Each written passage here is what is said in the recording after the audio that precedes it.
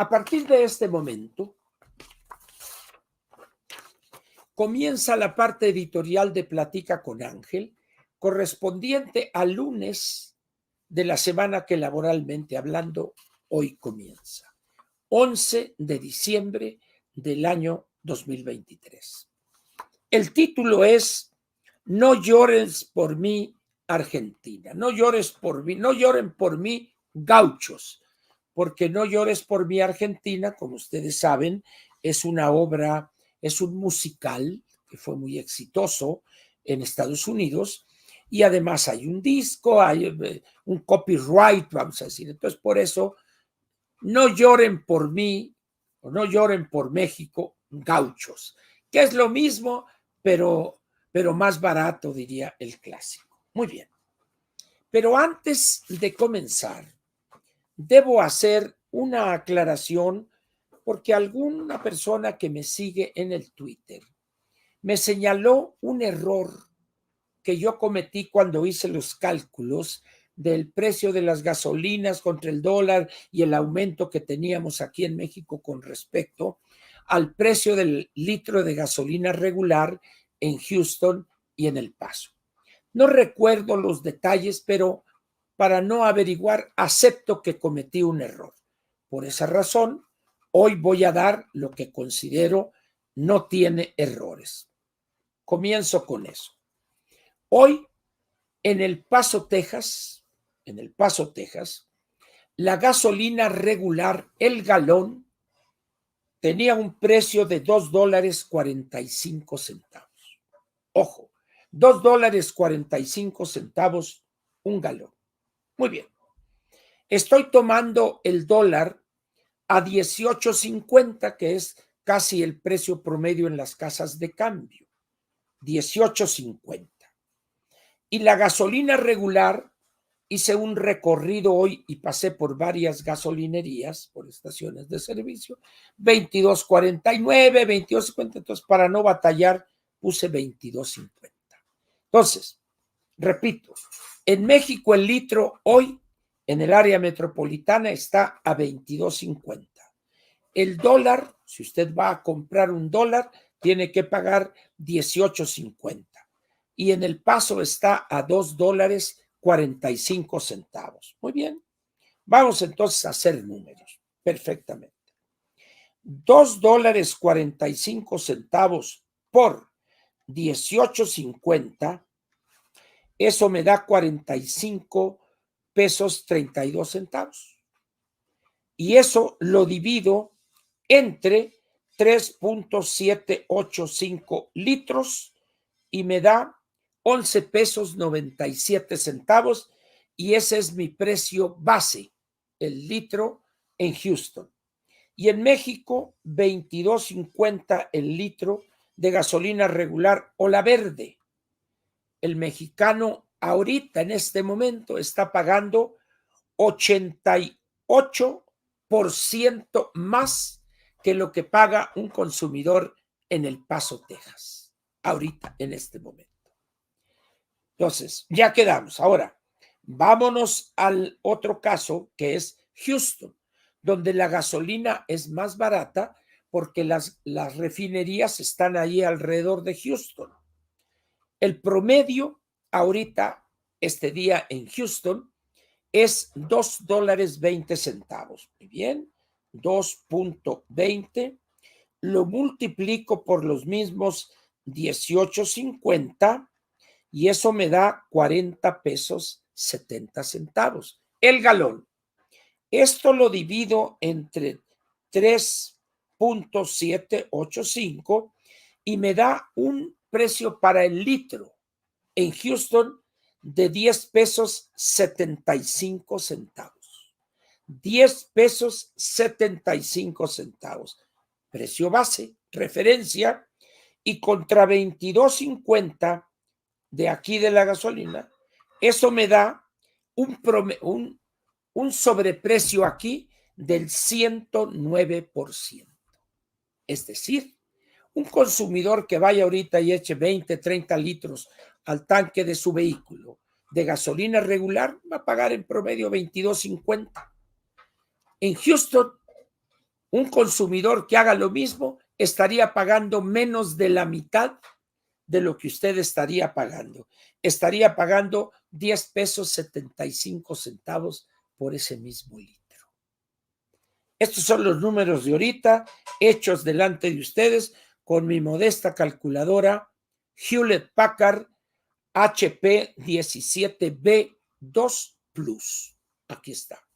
Entonces, aquí están los números. Entonces, ofrezco una disculpa por el error que pude haber cometido el viernes y hoy los números están en lo correcto.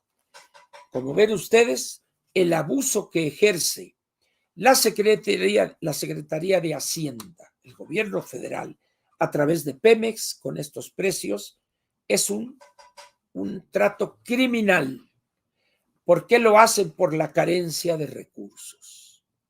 Eso es lo que explica esos altísimos precios. Está bajando el barril de petróleo de la mezcla mexicana y les vale. Ellos siguen con el precio alto. Ni modo. Ese es el presidente y el gobierno al cual muchos aplauden y babean ante las decisiones que este gobierno insensible e ineficiente y corrupto realiza. Muy bien. Aclarado eso, espero que haya ahora sí quedado claro con los números correctos y repito mi disculpa.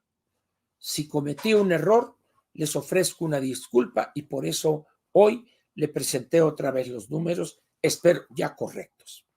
Yo no soy como esos que dicen que los legisladores no pueden ser candidatos a la presidencia de la República. Jamás han leído el artículo 82, pero no tienen la dignidad y la honradez intelectual para decir me equivoqué.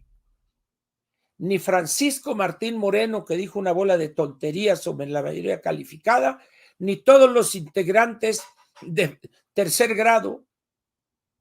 Hoy, por ejemplo, puede haber uno u otro, hoy escribió don Raimundo Riva Palacio y otros, nada dicen, perfecto.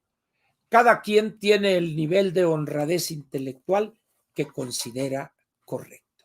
Muy bien, vamos entonces a comenzar. No lloren por mí, gauchos. Muy bien. Javier Milei es un personaje excéntrico, por decirlo menos. Algunos dicen que es un loco, un radical, etc. Es un tipo excéntrico.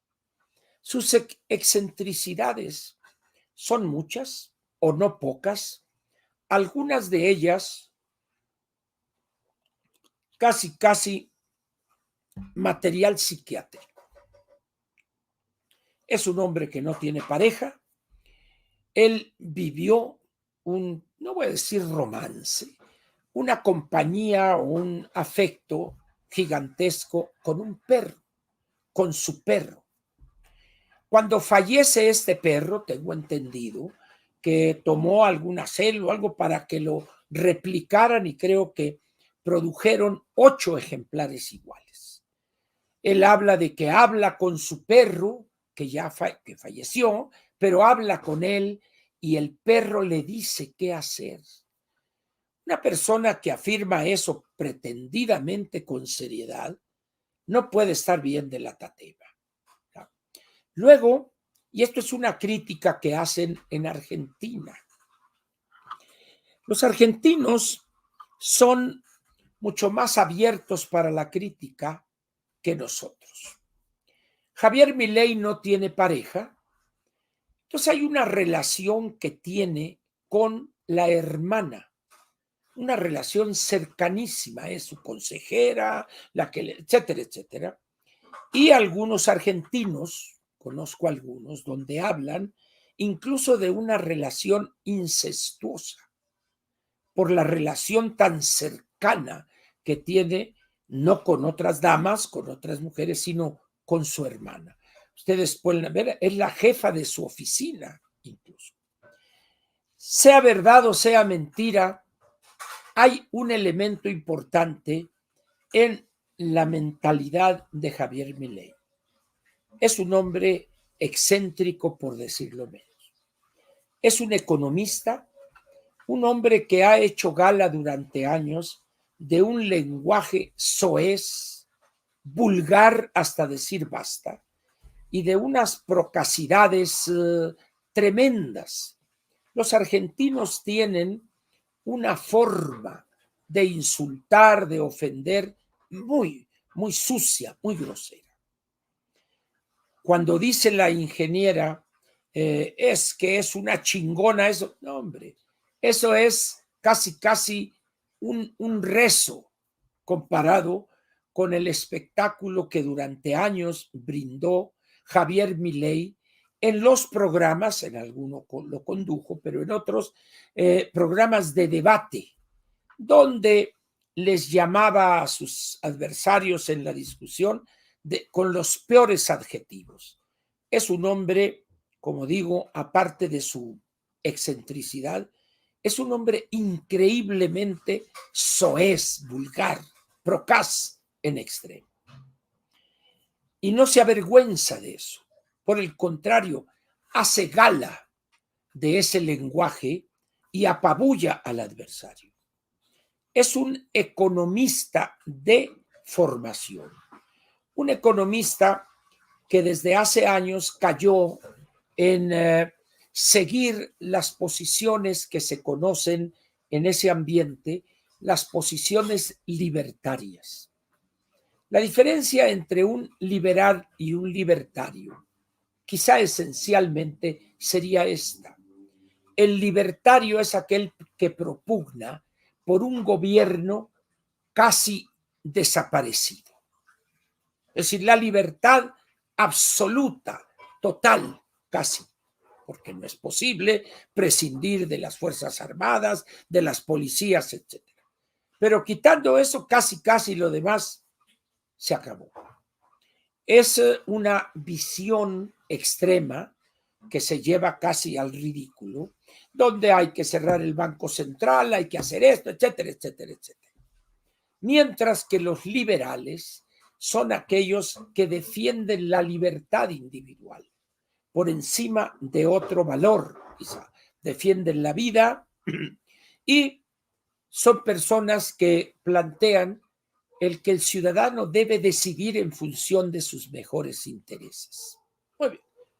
De manera muy burda, esas serían las grandes diferencias. Ahora bien, ¿por qué Milei tiene tanto éxito o tuvo tanto éxito en Argentina para llegar a derrotar a un economista, vamos a decir en el sentido tradicional, un hombre formado, conocedor de políticas monetarias, de cuestiones del gasto, etcétera, y derrotar al señor Massa?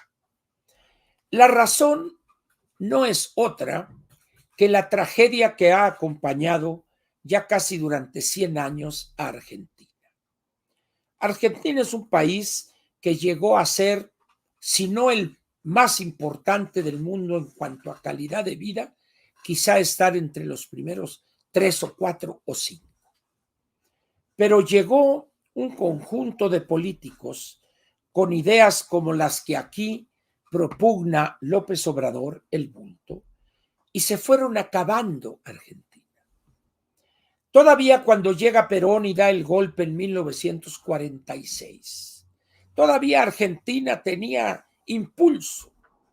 Pero ¿qué hacen Juan Domingo Perón y qué hace Eva Duarte de Perón? Dilapidan esa riqueza para manipular a la gente de escasos recursos, como decían, che, mis descamisados, decían. Dilapidaron una fortuna inconmensurable. Y cuando se les acaba esa fortuna, era una situación de crisis, empiezan a no poder satisfacer a esos descamisados y lo demás es historia. Llega un momento en que los militares le dan un golpe a Perón, lo mandan al exilio, pero ya el germen del populismo, por ponerlo de alguna manera, ya había afectado a los argentinos. Y continúan en esa política, dar a cambio de la lealtad política y a cambio de el dominio ideológico de millones de ciudadanos. Se viene en los años 70, 80 la Guerra Fría y llega un momento en que los militares dan un golpe. ¿Recuerdan ustedes la película argentina 1985?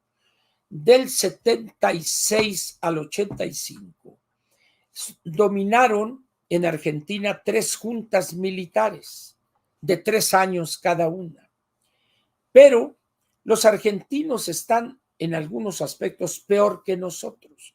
Aquí todavía hay ingenuos que adoran al general Lázaro Cárdenas, pero no con la ferocidad y la ceguera que los argentinos adoran a Perón. Muy bien. Entonces, Perón, ya del exilio, entonces los peronistas,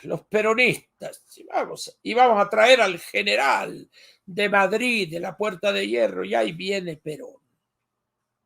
Y gobernó un poquito porque luego se petatea, pero ya parece entonces había contraído nupcias con una señora del espectáculo, de un cabaret. Parece que tenía cierta predilección por esas damas. Isabelita Martínez de Perón. Isabelita Martínez de Perón, en cuanto a la gobernación se refiere, no sabía ni dónde estaba el palacio de gobierno, palacio federal, o sea, una mujer ignorante completa, y detrás de ella estaba un personaje perverso. Así como aquí López tiene a su confesor o a su asesor religioso, un señor Farela, con el cual supuestamente hace oración en Palacio Nacional todos los días. Allá estaba el brujo López Rega, una especie de Rasputín de las Pampas que tenía dominada a Isabelita, y aquello fue un desastre. De tal manera que una buena parte de la población empezó a exigirles a los militares que dieran un golpe casi de salvación nacional por el desastre que había causado el gobierno de Isabelita, manipulada por el brujo López Rega. Y la corrupción, pues ya se pueden ustedes imaginar, y la represión violenta, asesina, de la AAA, Alianza Anticomunista Argentina, lo creó este señor López Rega. Entonces, dan el golpe y llega esa serie de 3 juntas militares del 76 al 85. Hasta que regresa la democracia a Argentina con Raúl Alfonsín, si no estoy equivocado, y luego llegan una serie de presidencias de opereta. ¿Se acuerdan ustedes de aquel señor Menem, que quiso poner una caja de conversión cambiaria, cambió pesos argentinos por dólares, y aquello fue un fracaso? Posteriormente vienen esa pareja de destructores de la Liga, como López Obrador y su señora esposa. Allá era Néstor Kirchner y Cristina Fernández de Kirchner, el gobernador de una de las provincias de Argentina, corruptos los dos a más no poder, e inauguran una nueva etapa de políticas peronistas populistas. Y todo eso da lugar a la última etapa de destrozos en Argentina. Y empiezan a endeudarse hasta llegar a niveles insostenibles, que es como está ahorita. Todo eso lo estudia Javier Milei. Es un hombre preparado desde el punto de vista de la macroeconomía y además excéntrico, ¿cómo decirlo?, exuberante, y con esa dote histriónica que tienen los argentinos. Todo argentino se siente un Carlos Gardel. La vida argentina es un tango, el que gusten ustedes, el que gusten, pero es un tango. En ese momento hay condiciones para que un excéntrico, algunos dicen un desequilibrado, como Milei llegue a la presidencia de Argentina. Y llegó con una propuesta insólita para los argentinos. Pero en un acto incomprensible está el señor diciendo su discurso y donde les dice: no hay solución alternativa al ajuste, es decir, al programa de choque. Y aplaudiéndole la gente: oye, pero si el que se va a quedar sin empleo, sin dinero y en el hambre total, eres tú y estás aplaudiéndole. Lo mismo que hacen aquí los que menos tienen cuando le aplauden y babean ante López, siendo que ellos son los más perjudicados por las políticas de este gobierno. Pero luego dice Milei: debe quedar claro que no hay alternativa posible al ajuste. Como dije hoy en la mañanera, había dos sopas: fideos y jodeos. Fideos se acabó, no más hay jodeos. Punto. Y va a ser un programa de choque rápido, de manotazo, para que sea efectivo. Nada de poquito ahorita, poquito mañana, no, ni madres, de una vez. Eso se los dice a los argentinos. Y les dice, en tercer lugar, y no por ello menos importante, para hacer gradualismo es necesario que haya financiamiento. Y lamentablemente tengo que decírselos de nuevo: no hay plata, no hay dinero, señores. Así es que solamente quedó la sopa de jodeos. Luego dicen, otra frase: luego de semejante situación que describe él, no pueden quedar dudas que la única opción posible es el ajuste. Un ajuste ordenada y que caiga con toda su fuerza sobre el Estado y no sobre el sector privado. Y de ahí aquellas propuestas de que iba a cancelar los programas sociales y esto y esto y lo otro. Vamos a ver cómo se puede compaginar eso con la realidad sindical laboral de Argentina. Pero está planteado. Y así hay una serie de frases que a mí me gustaría que las leyeran ustedes, pero aquí les va una que posiblemente ustedes la identifiquen. En materia de salud, el sistema se encuentra completamente colapsado. Los hospitales están destruidos, los médicos cobran una miseria y los argentinos no tienen acceso a la salud básica. ¿Les suena esto de que haya en México haya algo más o menos como eso? Y luego dice, vamos a tomar todas las decisiones necesarias para arreglar el problema que causaron 100 años de despilfarro de la clase política, aun cuando al principio sea duro. Yo le quito 100 años y voy a decir, en México serían 80. Pero el símil o la comparación es exacta. Allá fueron 100 años, aquí 80, que es cuando se estabiliza ya la vida institucional gubernamental a partir del sexenio del general Ávila Camacho. Luego dice, porque ustedes saben que prefiero decirles una verdad incómoda antes que una mentira confortable. Y termina diciendo, viva la libertad, carajo. Viva la libertad, carajo. A ponerse de pie que vamos a salir. Eso de viva la libertad, carajo, equivaldría en México, viva la libertad, cabrones. Eso sería quizá el equivalente. Con estas frases que he seleccionado, quiero pedirles, y sobre todo que busquen este discurso y lo lean y relean. Mucho de lo que plantea Milei lo tenemos aquí en México. Eso no quiere decir que sea exactamente igual. No estoy diciendo eso. Lo que estoy diciendo es los años de error tras error, de pillería tras pillería de una clase política parasitaria, ignorante y sinvergüenza en términos generales. Eso ha llevado a tener un loquito como López Obrador. Eso ha llevado a tener un sistema público de salud y de educación pública en ruinas. Eso ha llevado, y hay una parte aquí donde habla, leí, de Argentina es un cementerio, dice. México ni se diga. En ese sentido, hay una ruta paralela que hemos recorrido Argentina en el cono sur y nosotros aquí. No estoy diciendo que va a suceder lo mismo con el próximo gobierno. Por razones obvias, aquí van. En primer lugar, la anticientífica y la ingeniera, las dos, son de una ignorancia total en materia económica.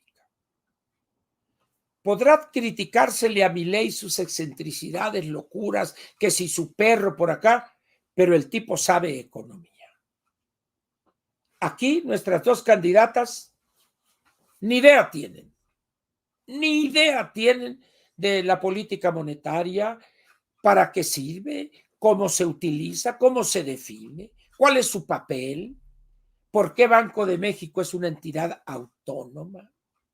No saben qué es una política de gasto correcta para impulsar la economía, no para matarla. En esas condiciones, pues, ¿qué van a decir? Nada, porque nada saben en materia económica. Pero las dos tienen una visión populista, abiertamente la anticientífica y vergonzosamente la ingeniera. Le preguntaron a la ingeniera ya hace meses, oiga, y con dos bocas, ¿qué hay que hacer? No, pues si ya está la refinería, pues hay que usarla.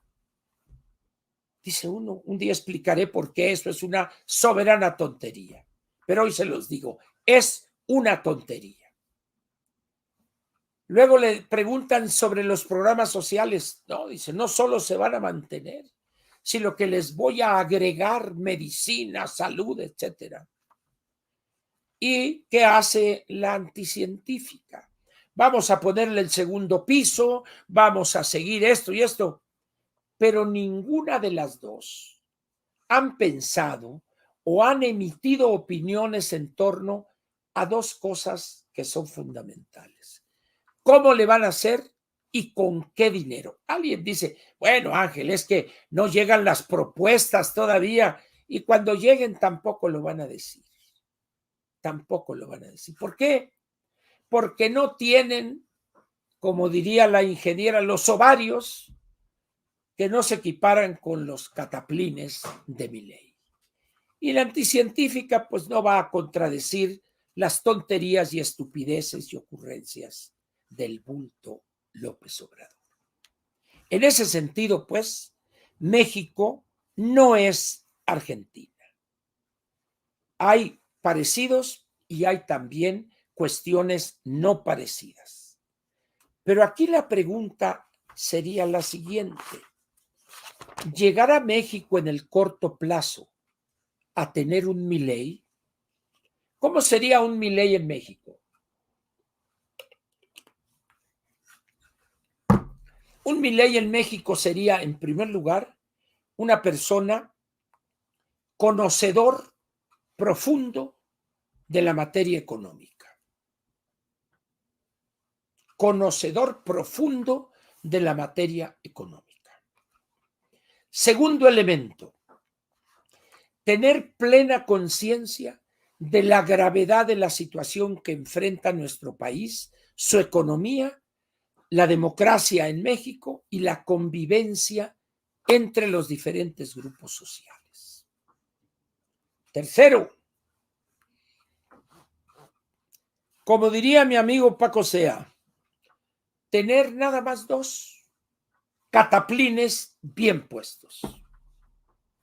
Con esos tres elementos podríamos tener una versión con azupo de Milei, pero con ideas adaptadas, adecuadas a nuestro país.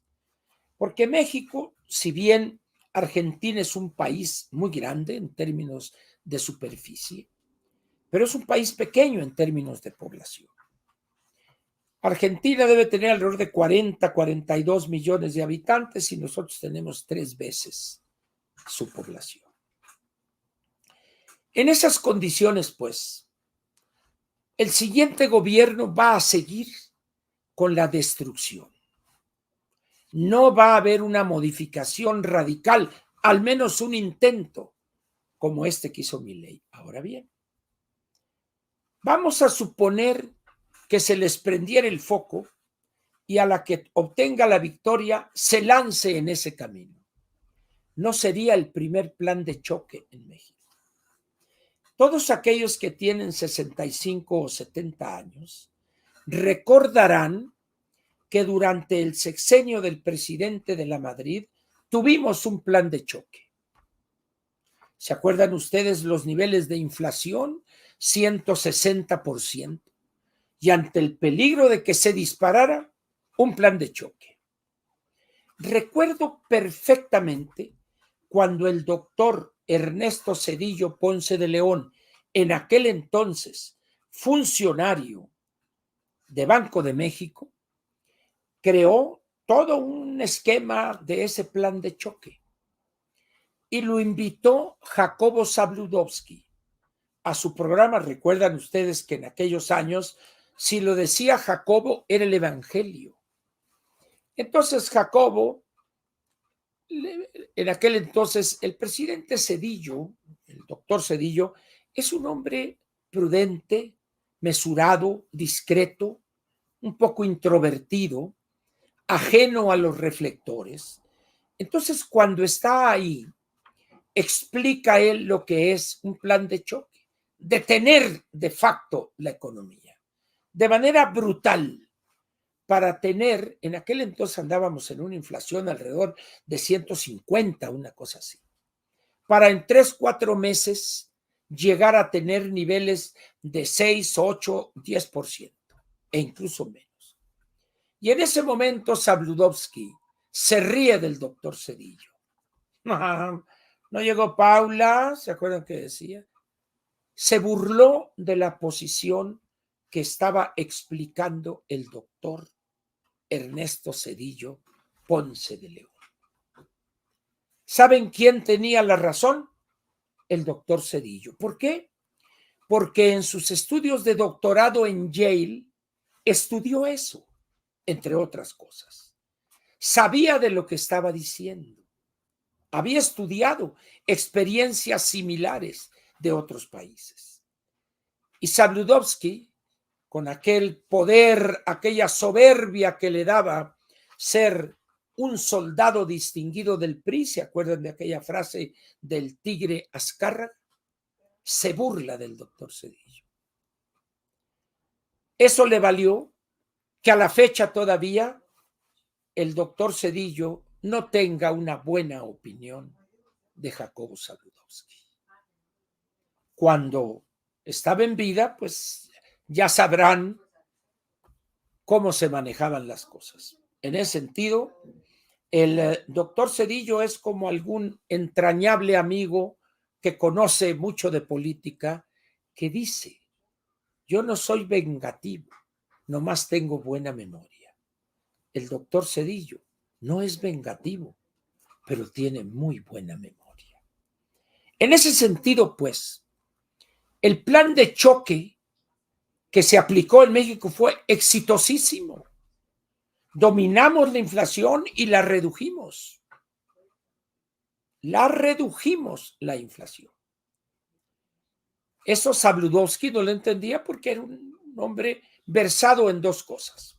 Era un abogado, nunca practicó, pero era abogado de la UNAM y era uno de los mejores especialistas en América Latina sobre tango.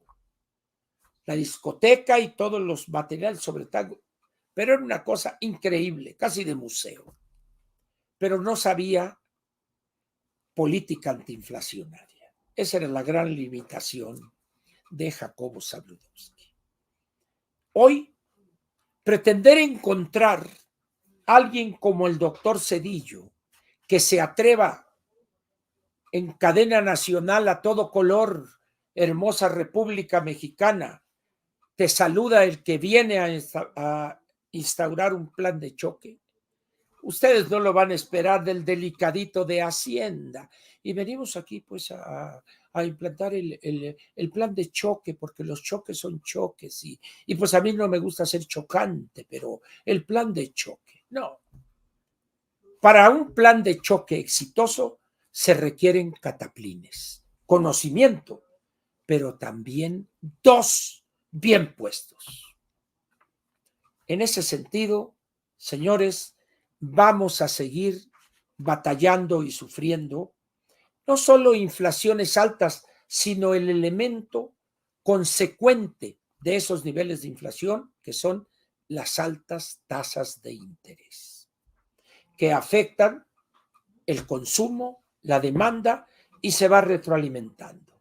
Por eso llega un momento en que Banco de México se verá obligado, además de mantener elevadas las tasas de interés, a usar otro recurso de la política monetaria, que es secar la economía, sacar dinero de la economía para incidir y generar una caída inflacionaria. Eso es lo que va a hacer allá Milei. Eso es lo que va a hacer Milei. Va a parar de tajo la economía. Miles, cientos de miles de argentinos se van a ir a la calle. Se van a quedar sin nada, sin empleo, sin pensiones, sin nada. Porque de lo que se trata es de preservar el bien mayor. Argentina, el país, su futuro. Aquí en México, nuestra clase política le importa un comino el país, el futuro del país y el futuro de la economía y la sociedad mexicana. Hoy, véalos ustedes las querellas que traen. ¿Quién va a quedar de quién? Y yo ando buscando una candidatura de 500 diputados, 470 se quieren reelegir. Dicen, qué cinismo. Bueno, esa es la clase política que tenemos. En ese sentido, pues, todavía puede usted dormir tranquilo. No habrá en el corto plazo o en el cortísimo plazo un Milei en México. Pero seguirán los López Obrador, seguirán las Buenrostro, seguirán los estos, los otros, acomodándose acá mientras se acaban lo poco que va a dejar de país López Obrador y su familia. Eso es lo que hemos logrado desde los años 40 a la fecha. No diga que lo hizo una nave de marcianos, no los trajo Jaime Maussan, no, fuimos nosotros los mexicanos. Lean, por favor, este discurso, guárdenlo y cuando no tengan que hacer, vuélvanlo a leer para que se den una idea de lo que viene en México en unos cuantos años, si no es que en unos cuantos meses. En este momento termina la parte editorial de Platica con Ángel correspondiente al 11 de diciembre del año 2023.